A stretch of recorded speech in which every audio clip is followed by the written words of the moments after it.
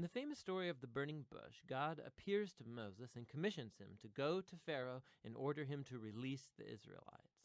And God says that he knows Pharaoh will resist, and so he will bring his judgment on Egypt in the form of plagues. Then God also says that he will harden Pharaoh's heart.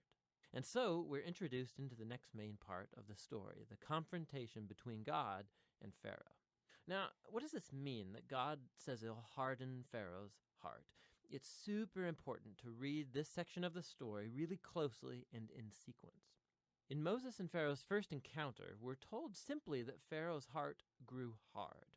There's no implication that God did anything. And so in response, God sends the first set of 5 plagues, each one confronting Pharaoh and one of his Egyptian gods.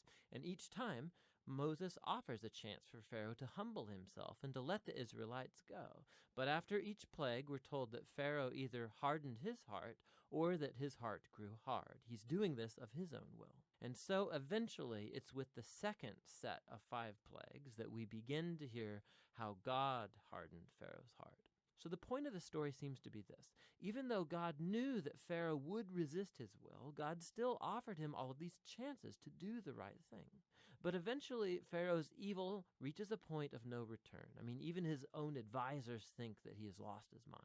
And it's at that point that God takes over and bends Pharaoh's evil towards his own redemptive purposes. God lures Pharaoh into his own destruction as he saves his people, which is what happens next. With the final plague, it's the night of Passover, and God turns the tables on Pharaoh. Just as he killed the sons of the Israelites, so God will kill the firstborn in Egypt with a final plague.